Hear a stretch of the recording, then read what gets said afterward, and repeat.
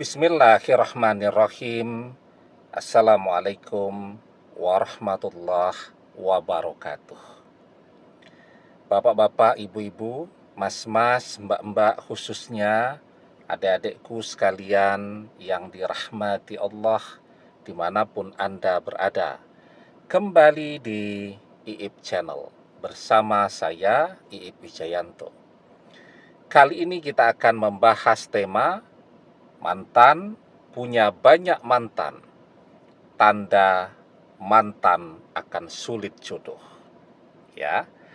Nah, jadi kita merasakan ya, mantan sebelum bersama kita sudah punya koleksi mantan yang banyak dan dia begitu bangga menceritakannya. Dia punya 13 orang mantan dan kita adalah cinta ke-14 di dalam kehidupannya. Nah, sesungguhnya ketika mantan ini hobinya gonta-ganti pasangan, kalau laki-laki orang menyebutnya playboy, kalau wanita orang menyebutnya playgirl, dan dia bangga dengan reputasinya itu. Kan kalau orang kan kalau gagal begitu terpaksa berpisah kan merasa malu ya. Tapi kan ini mantan begitu bangga menceritakan ya tentang kisah cintanya yang demikian panjang dan demikian berpengalaman ya. Nah, maka ini justru adalah tanda bahwa mantan akan sulit jodoh. Dan ternyata kan bersama kita juga bukan cinta yang dia cari, dia masih terus mencari. Mungkin dia selingkuh dengan orang ketiga, pisah dengan orang ketiga bukan kembali kepada kita, malah mencari seseorang yang baru dan terus akan seperti itu. Kenapa ini adalah tanda-tanda bahwa mantan akan sulit jodoh dan mantan akan jadi orang yang paling kesepian di dalam hidupnya. Yang pertama, karena ketika seseorang gonta-ganti pasangan terus, dia akan tambah menjadi seseorang yang tidak akan pernah merasa puas, merasa bersyukur dengan siapapun yang menjadi pasangannya. Misal tadi mantannya 13, ya. 13 orang itu semuanya ada kelebihan dan kekurangannya. Jadi kenapa mantan terus gonta-ganti pasangan? Karena mantan itu tidak pernah belajar merasa puas ya. Dia ingin mendapatkan pasangan yang perfect, yang sempurna, yang punya segalanya. Dan itulah yang menyebabkan kenapa dia terus saja gonta-ganti pasangan, terus mencari dan mencari. Ya. Jadi misal kita punya ya teman mungkin dulu kuliah bareng ya. Artinya kalau seperti saya kan kuliahnya sudah tahun 96 itu, sekarang 2025 ya. Lama itu sudah ya. Artinya sudah hampir 30 tahun yang lalu kan kuliahnya. Ada ya, mungkin teman-teman yang dulu kelihatannya itu begitu populer lah. Ya, ceweknya banyak. Kalau dia cewek, cowoknya banyak. Ya, pokoknya kondang banget ya. Menjadi primadona di kampus misal gitu. Terus gonta-ganti pacar.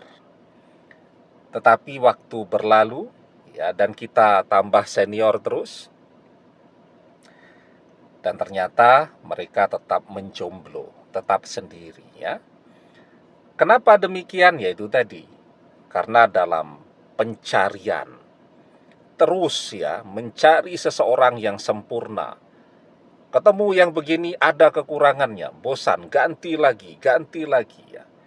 Karena apa? Karena memang manusia biasa seperti kita itu selalu ada kekurangannya. Tidak ada yang sempurna. Kalau kita pengen mencari seseorang yang betul-betul sempurna, manusia biasa, maka kita tidak akan pernah menemukannya. Maka itu kenapa kita diajarkan ya, untuk merasa cukup, qanaah, dan belajar bersyukur.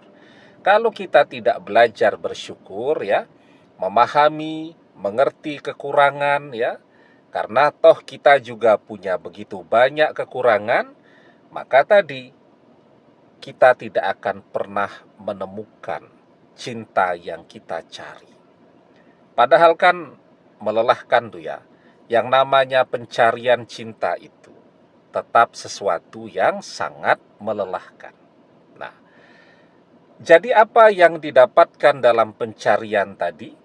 Kebanggaan, ya mungkin dulu ketika masih muda bolehlah bangga gitu kan.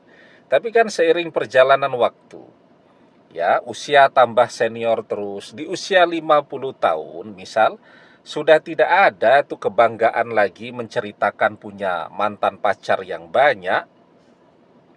Banyak kok orang-orang tua ya yang mungkin dulu pada saat masih mudanya, pada saat kuliah itu playboy gitu. Tetapi begitu dia punya anak, dia menyembunyikan rahasia masa lalunya. Ditanya sama anaknya, "Bapak, ayah, papa, papi, dulu ketika masih kuliah pacaran ndak?" "Ndak," katanya begitu, padahal pacarnya belasan. Ya, kenapa?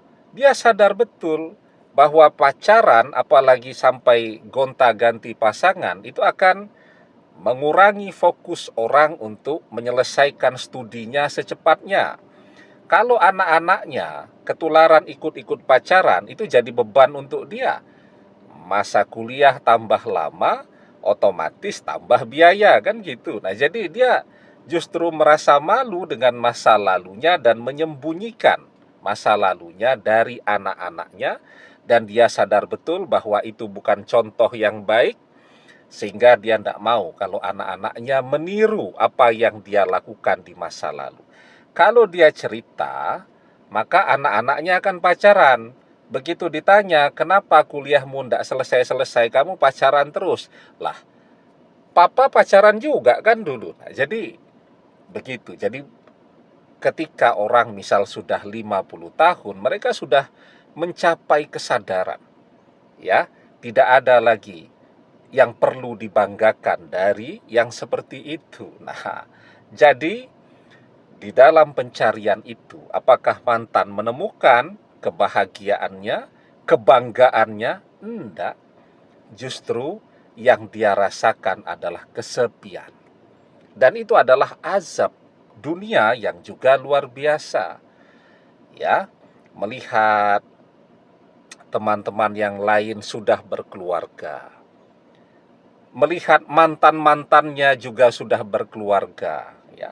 Dan itu menjadi penderitaan yang luar biasa untuk dia. Maka kita diajarkan la in syakartum la azidannakum wa la in kafartum inna adzabillahi syadid. Jika kalian pandai bersyukur, kata Allah, dengan nikmatku, maka akan aku tambahkan nikmatku atas kalian. Tapi jika kalian tidak pandai bersyukur, maka sesungguhnya azabku sangat pedih. Ya. Nah, jadi itu yang pertama.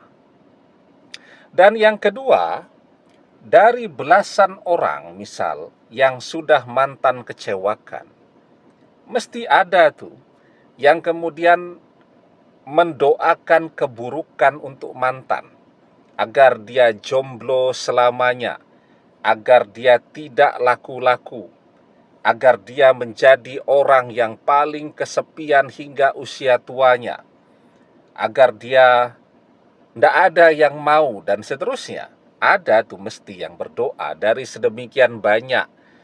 Misal mantan janjikan untuk menikah, tapi ternyata mantan mengkhianati. Nah, maka doa yang buruk dan kutukan-kutukan dari orang-orang yang pernah mantan kecewakan ini yang kemudian akan membuat mantan sulit mendapatkan jodohnya.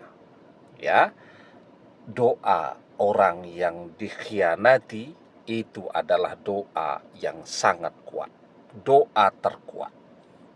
Wattaqi da'watal mazlum fa innahu laisa bainahu wa bainallahi hijab. Takutlah kepada doa orang yang terzolimi, karena sesungguhnya tidak ada hijab antara dia dengan Allah. Demikian, semoga bermanfaat. Wallahu a'lam bissawab, billahi taufik wal hidayah. Assalamualaikum warahmatullahi wabarakatuh.